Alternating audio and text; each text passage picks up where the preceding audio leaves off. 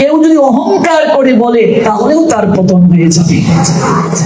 যারা আমিষ খাচ্ছে তাদেরকে নিন্দা করা যাবে না, তাদেরকেও ভালোবাসা দাও। একদিন না একদিন সে নিবৃত্তি মার্গে আসবে। আপনি যে প্রসাদ পাচ্ছেন, আমি যে প্রসাদ পাচ্ছি, আমি যদি তাকে নিন্দা করি, তার বাড়ি থেকে চালের বস্তা তো আমি আনতেছি, ডালের বস্তা আনতেছি, সবজিও আনতেছি, সবকিছু আনতেছি আমি তার কাছ থেকে, দক্ষিণা দিলে আমি আনন্দ চিত্তে পাঞ্জাবির পকেটে টাকাও ভরছি, তখন তো আর যাচ্ছে না এগুলো। লক্ষ হীরা ব্যবসাকে যদি হরিদাস ঠাকুর আশ্রয় না দিতেন, সে কি লক্ষ নামী বৈষ্ণবী হতে পারত? ওমা পারত গো। লক্ষ হীরা ব্যবসাকে যদি আশ্রয় না দিতেন হরিদাস ঠাকুর, কাজে ভালোবেসে কাছে টানো, দেখবে আপনা থেকেই ধীরে ধীরে একদিন না একদিন সেও ভক্ত হয়ে যাবে। আজকে আমি প্রসাদ পাচ্ছি, আমি যদি কাউকে নিন্দা করি, যাকে আমি নিন্দা করছি সে যে আমার থেকে একদিন বড় বৈষ্ণব হবে না, তার নিশ্চয়তা আমি দিতে পারবো? আর আমি যে সারা জীবন এই পথে থাকতে পারবো, তার নিশ্চয়তা কি আমি দিতে পারবো? হইয়াছে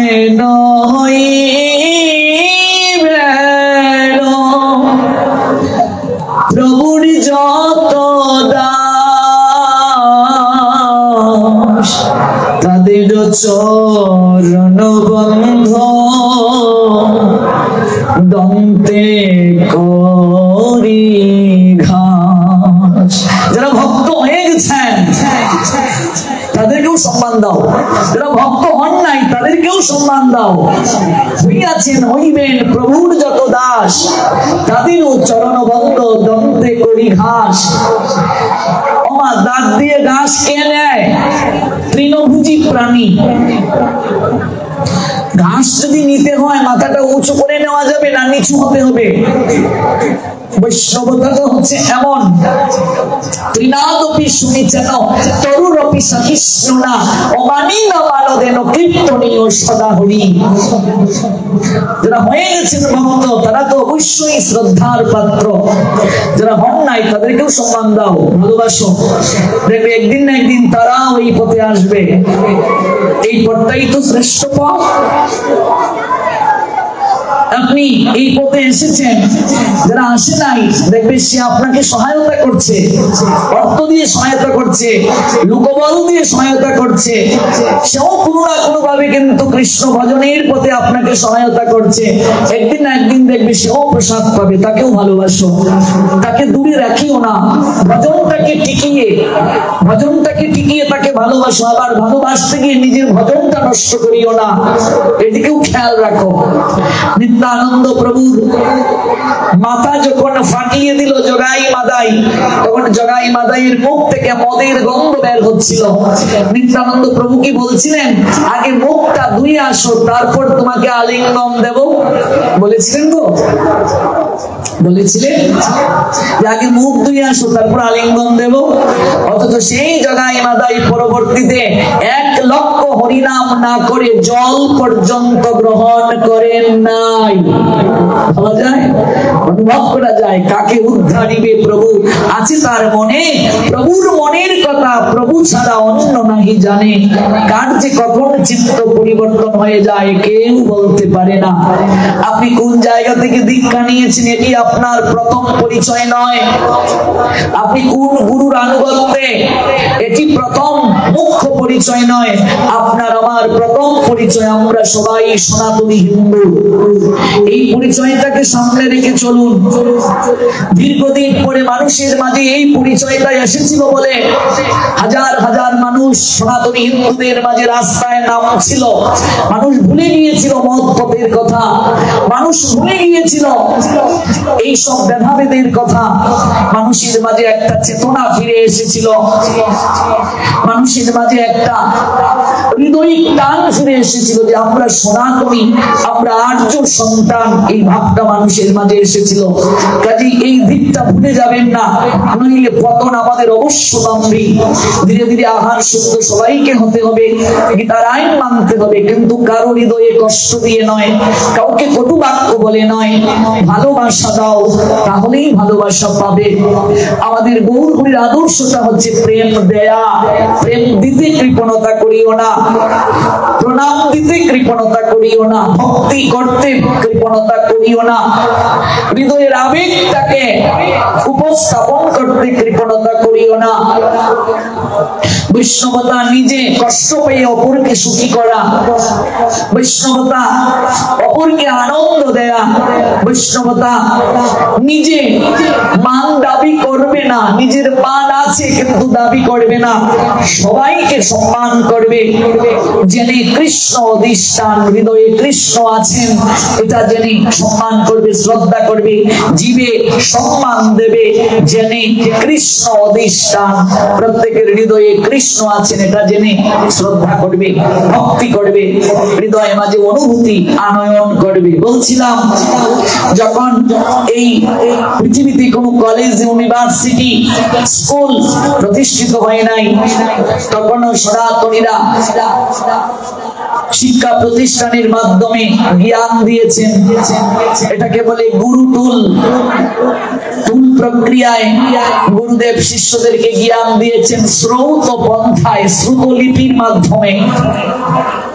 যখন ছাপাখানা আবিষ্কৃত হয় নাই, এরকম বই আবিষ্কৃত হয় নাই, গ্রন্থ লিপিবদ্ধ করার সুযোগ হয় নাই, গুরুদেব বলতেন, শিষ্য শুনে শুনে মনে রাখতে পারতেন, এটাকে শ্রৌত পন্থা বলে। দেখবে এখানে আমার বাবা কাকা যেটার বয়সী যারা, স্মৃতি পরীক্ষা নামে একটা প্রতিযোগিতা হতো স্কুলগুলোতে, আমরাও দিয়েছি। অনেকগুলো উপকরণ রাখা হতো, 1 মিনিট আপনাকে দেখতে দেয়া হবে কিংবা 30 সেকেন্ড, তারপর পর্দা দিয়ে ঢেকে দেয়া হবে। আপনি 1 মিনিটের মাঝে কতগুলো উপকরণ মনে রাখতে পেরেছেন কাগজে লিখে জমা দেবেন। এরকম প্রতিযোগিতা দেখেছেন তো? কিংবা ব্ল্যাক বোর্ডে অনেকগুলো নাম লিখে রাখা হবে, আপনাকে 1 মিনিট দেখানো হবে, তারপর কাপড় দিয়ে ঢেকে রাখা হবে, তারপর আপনি লিখবেন। আপনার এই স্মৃতি শক্তিতে কতটুকু আপনি ধারণ করতে পেরেছেন। আমাদের আর্য সন্তানগণ আগে এতটাই শ্রুতিধর ছিল, ওরা গুরুদেবের কাছ থেকে শুনে শুনে সব মনে রাখতে পারত। কিন্তু একসময় সেই পরম্পরাটা টিকিয়ে রাখা যায় নাই কালের প্রবাহে। গীতাতে উল্লেখ আছে, এবং পরম্পরা প্রাপ্ত মিমং রাজর্ষয় বিদুহ সকালে নৈহ মহতা যুগ নষ্ট পরম তপ। The succession was broken once upon a time. একসময় এটা নষ্ট হয়ে যায়, এই পরম্পরা নষ্ট হয়ে যায়, আমরা টিকিয়ে রাখতে পারি। তাই পরবর্তীতে গ্রন্থাকারে এই জ্ঞান লিপিবদ্ধ করার প্রয়োজন হয়। যখন দিন, মাস, বছর এগুলো গণনা করার পরিবেশ ছিল না, আবিষ্কৃত হয়নি, তখনও সনাতনীরা হিসাব রেখেছে। কিভাবে হিসাব রেখেছে?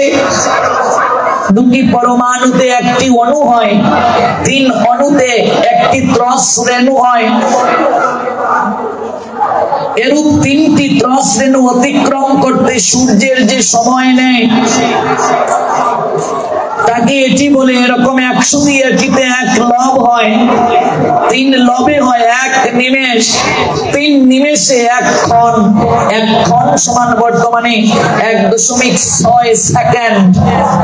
5 ক্ষণে হয় 1 কাষ্টা, 1 কাষ্টা মানে 8 সেকেন্ড। 15 কাষ্টাতে হয় 1 লঘু, 1 লঘু মানে 2 মিনিট। 15 লঘুতে হয় 1 নারী, 1 নারী মানে 30 মিনিট। 6 নারীতে হয় 1 প্রহর, 1 প্রহর মানে 3 ঘন্টা। এখনো সনাতনীদের অনুষ্ঠানে প্রহর হিসাব করা হয়, দেখেছেন তো? অষ্টপ্রহর, 16 প্রহর, 24 প্রহর। এই প্রহরের হিসাবটা কি করে এলো বললাম।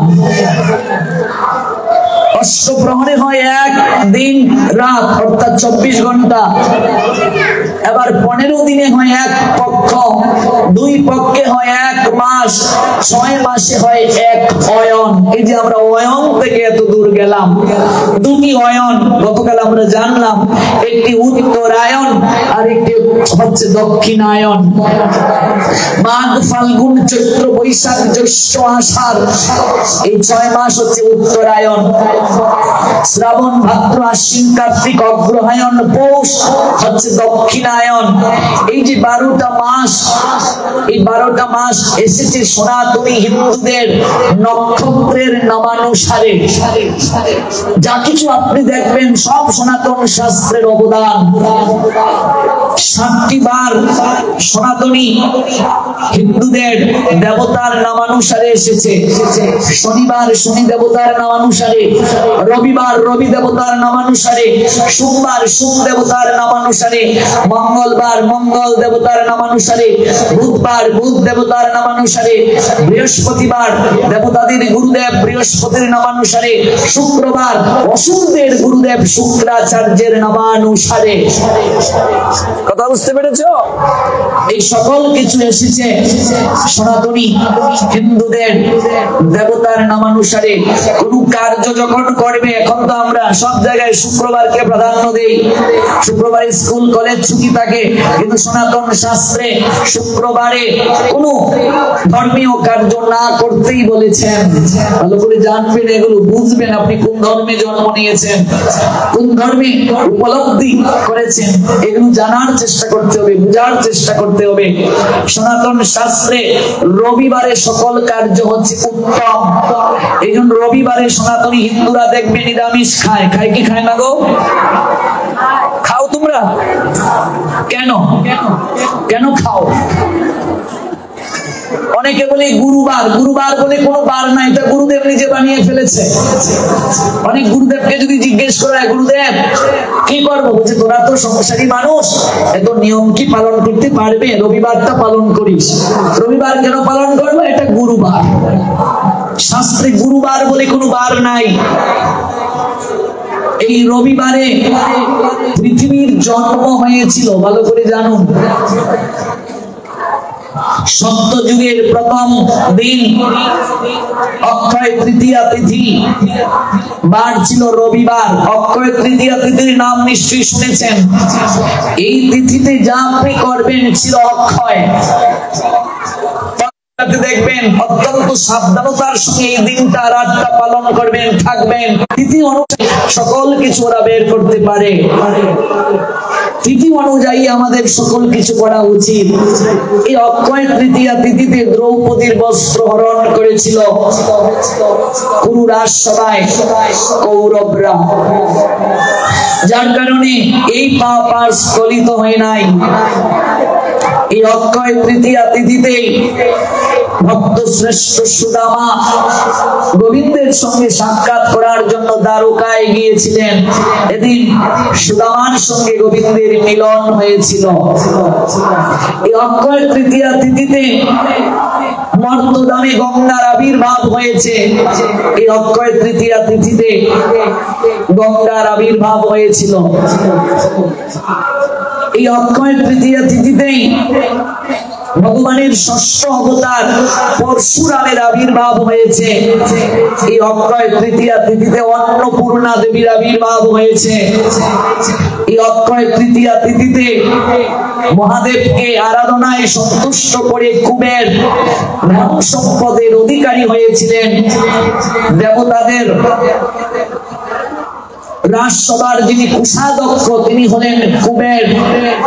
অর্থবিত্ত বৈভবের তিনি মালিক হয়েছিলেন। বৈভব লক্ষ্মী এদিন কৃপা করেছিলেন। এই অক্ষয় তৃতীয়া তিথিতেই জগন্নাথের রথযাত্রার কাজ শুরু হয় পুরী ধামে। এই অক্ষয় তৃতীয়া তিথিতেই চন্দন যাত্রা মহোৎসব শুরু। মাধবেন্দ্র পুরীপাদ যে মহোৎসব করেছিলেন অক্ষয় তৃতীয়া তিথিতে, 1 মাস ব্যাপী চন্দন যাত্রা মহোৎসব হয়।